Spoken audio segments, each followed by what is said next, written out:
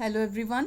तो आज हम डिस्कस करेंगे क्लास 9th फिज़िक्स का chapter number 9 that is our force and laws of motion के बारे में। ठीक है। And in our previous series of videos हमने स्टडी किया था अबाउट मोशन। हमने मोशन के बारे में पूरा डिस्कशन किया था इन डिटेल। ठीक है। So and we studied motion along a straight line. हमने अपने प्रीवियस सीरीज ऑफ वीडियोस में motion along a straight line study किया था in terms of its velocity, position and acceleration. Alright. And हमने दो तरह की मोशन स्टडी की थी। एक थी हमारे पास यूनिफॉर्म मोशन स्टडी की थी and another we studied our non uniform motion. ठीक है। हमने एक यूनिफॉर्म मोशन के बारे में स्टडी किया था एंड हमने एक कौन सी मोशन दो तरह की थी एंड एक थी नॉन यूनिफॉर्म मोशन। ठीक है।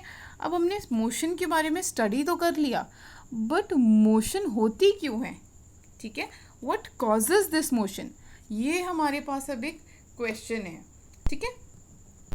सो कुछ एक क्वेश्चन हमारे पास जो अराइज होते हैं, जैसे कि व्हाट कॉजेज दिस मोशन, इस मोशन का कॉज क्या है? Why does the speed of an object change with time, किसी ऑब्जेक्ट की स्पीड टाइम के साथ साथ क्यों चेंज हो जाती है? ठीक है। Do all motions require a cause, क्या सभी मोशंस को एक कॉज की ज़रूरत होती है? सभी को रिक्वायर होता है एक कॉज। ठीक है। सो इन जो सीरीज़ में हम अपनी वीडियोस की सीरीज़ करेंगे about forces and laws of motion, हम अपने इन्हीं क्वेश्चंस को और अलग अपने और क्वेश्चंस को जो है वो इनकी प्रॉब्लम्स के सॉल्यूशन डिस्कस करेंगे। ऑलराइट।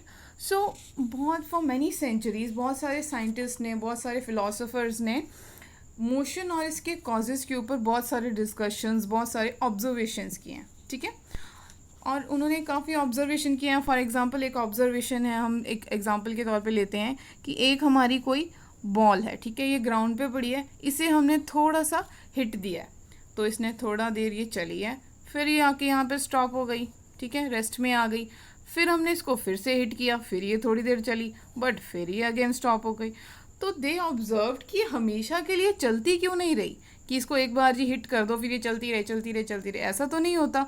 ये थोड़ी देर बाद आके स्टॉप कर गई, फिर इसे हमें हिट करना पड़ा तो ये फिर से आ गई, फिर से ये रेस्ट में आ गई। ठीक है।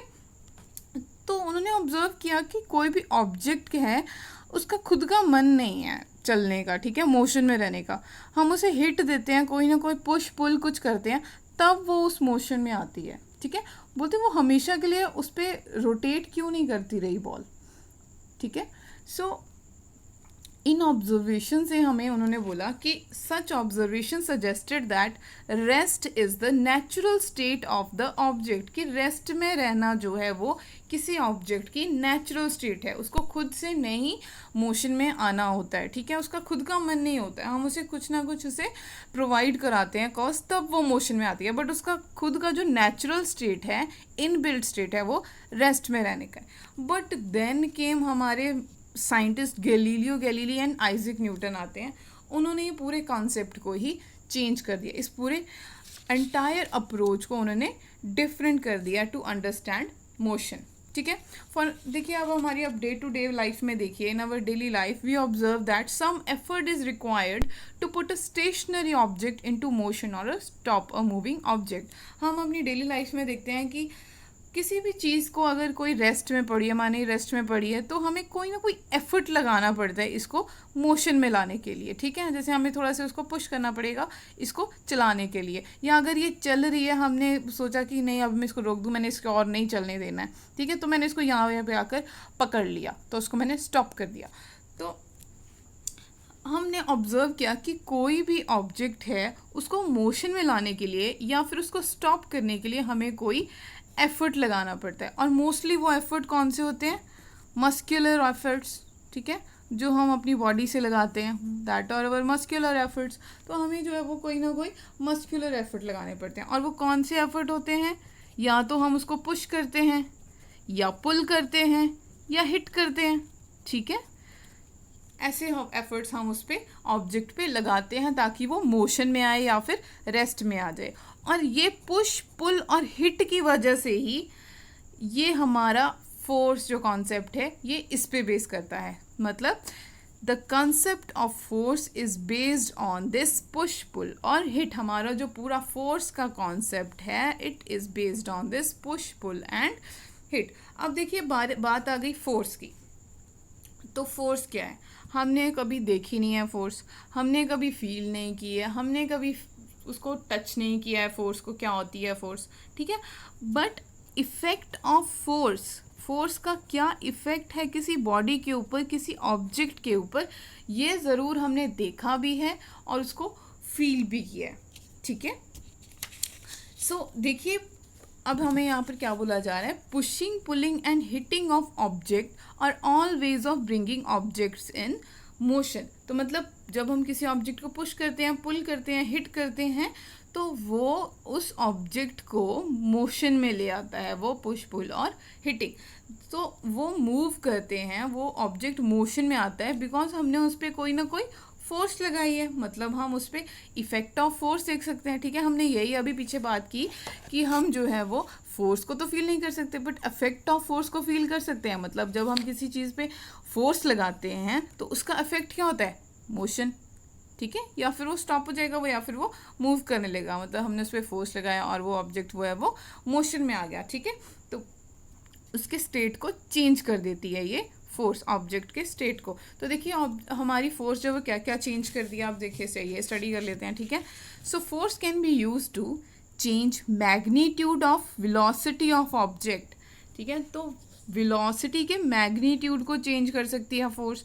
अब वेलोसिटी का मैग्नीट्यूड देखिए क्या होता है, वेलोसिटी क्या होती है, स्पीड प्लस डायरेक्शन, ऑलराइट। और वेलोसिटी का मैग्नीट्यूड इज स्पीड, मतलब फोर्स जो है वो किसी भी ऑब्जेक्ट की स्पीड को कम या ज़्यादा कर सकती है। और क्या है, चेंज डायरेक्शन ऑफ मोशन, वो डायरेक्शन को भी चेंज कर सकती है, ठीक है। अब देखिए मैग्नीट्यूड को कैसे चेंज करी, स्पीड को, हमारी कोई बॉल है वो थोड़ी धीरे धीरे धीरे चल रही है, हमने उसको जोर से हिट किया और वो फिर तेज़ तेज़ जाएगी, ठीक है। मतलब उसकी स्पीड को हम चेंज कर सकते हैं। या फिर अगर कोई ऑब्जेक्ट तेज चल रहा है तो उसको हम स्लो डाउन भी कर सकते हैं विद अप्लाइंग सम फोर्स। अब देखिए चेंज डायरेक्शन ऑफ मोशन, कोई इंसान है, कोई है हमारा बंदा है, कोई मानो ये बॉडी है, ये जा रही है इस तरफ, हमने इसको बोला नहीं भाई तू इस तरफ नहीं, हमने इसको धक्का दे दिया, जा तू इस तरफ जा, तो इसको जाना ही पड़ेगा बेचारे को। जब हमने इसको धक्का ही दे दिया तो अपने आप उस साइड को मुड़ जाएगा। या फिर हमारी देखो कोई बॉल है, हमने पहले इस तरफ को जा रही थी ये, मैंने इसको पकड़ा और दूसरी साइड फेंक दिया, मतलब मैंने इसकी डायरेक्शन चेंज कर दी बॉल की, इसको इस तरफ आना पड़ गया, ठीक है। So it can change the direction of motion. Change the shape and size of object, तो हम किसी भी चीज़ पे, अगर कोई चीज़ है, मानो ये हमारा मेरा एक ये बैलून है, ठीक है, दिस इज़ माय बैलून, मैंने इस पे फोर्स लगाई, दोनों साइड से इसको प्रेस किया, अपने हैंड से दोनों साइड से इसे ऐसे प्रेस किया बैलून को, तो देखिए ये कैसा हो जाएगा, कंप्रेस होके, मैंने इसको दोनों साइड से फोर्स लगाई है तो ये ऐसा हो जाएगा, इसकी शेप चेंज हो जाएगी बैलून की, alright. So it can change the shape and size of objects, ठीक है। तो ये तो हमने पढ़ लिया बेसिक फोर्स के बारे में कि फोर्स करती क्या है, वो ऑब्जेक्ट्स की मोशन को चेंज कर सकती है, उसके मैग्नीट्यूड को चेंज कर सकती है, डायरेक्शन को चेंज करती है, शेप एंड साइज को चेंज कर सकती है जब हम उसको फोर्स अप्लाई करते हैं किसी भी ऑब्जेक्ट या किसी की बॉडी के ऊपर। अब देखिए हमने पढ़नी है दो तरह की फोर्सेस, ठीक है, that is balanced and unbalanced forces. अब देखिए बैलेंस्ड का मतलब क्या होता है, वैसे ही आप इंग्लिश मीनिंग क्या है बैलेंस्ड का, बैलेंस्ड मतलब बराबर होता है जो, और अनबैलेंस्ड जो नहीं है बराबर, ठीक है। तो बैलेंस्ड फोर्स क्या होता है और अनबैलेंस्ड फोर्स क्या होता है, ये हमने अब अपने इस टॉपिक में पढ़ना है, ठीक है। तो इसको हम पहले एक एग्जांपल से देख लेते हैं, फिर हम इसकी डेफिनेशंस वगैरह में आएंगे कि पहले बैलेंस्ड फोर्स क्या होता है। अब देखिए मेरा एक ये टेबल बनाया हुआ है मैंने, इस पर मैंने एक रखा हुआ है ब्लॉक और मैंने इसको दो स्ट्रिंग से बांधा हुआ है, मानो ये मेरी एक्स स्ट्रिंग है, ये मेरी वाई स्ट्रिंग है। अब मैंने क्या किया कि मैंने वाई स्ट्रिंग को अब टच नहीं किया, पहले मैंने एक्स स्ट्रिंग को यहाँ से पकड़ा और इस तरफ खींचना जो है वो शुरू कर दिया, और मेरा ये जो ब्लॉक है वो इस तरफ को मूव करना स्टार्ट कर देगा, ठीक है। अब मैंने क्या किया, एक्स को छोड़ दिया और वाई को पकड़ लिया, ठीक है, वाई स्ट्रिंग को पकड़ लिया और इस तरफ खींचना इसको शुरू कर दिया, ठीक है, इस तरफ को फोर्स लगाया मैंने और ये जो है वो वाई इस तरफ कोई ब्लॉक मूव करना स्टार्ट हो गया मेरा, ठीक है। अब मैंने क्या किया, दोनों साइड से अपने स्ट्रिंग को पकड़ा, एक्स और वाई दोनों साइड से पकड़ा और एक ही तरह का फोर्स लगाया दोनों पे सेम टाइम पे और एक ही जैसे इसको खींचने लग गई। अब क्या होगा, ये मूव नहीं करेगा। दोनों साइड से मैंने बैलेंस्ड फोर्स लगाया है, अब बराबर फोर्स लगाया है, ठीक है। ऐसे खींचना जब स्टार्ट करूँगी तो वो मूव नहीं होगा मेरा ऑब्जेक्ट। और ये जो मैंने अब फोर्स लगाई है that is balanced forces. Such forces do not change the state of rest or motion of an object. Balanced force ऐसी फोर्स होती है जो कि अगर रेस्ट में पड़ा है ऑब्जेक्ट तो उसको रेस्ट में ही रहने देती है, और अगर मोशन में है तो मोशन में रहने देती है, उस पर ऊपर वो कोई इफेक्ट नहीं डालती है। सो ऐसी फोर्सेस होती हैं हमारी बैलेंस्ड फोर्सेस, ठीक है।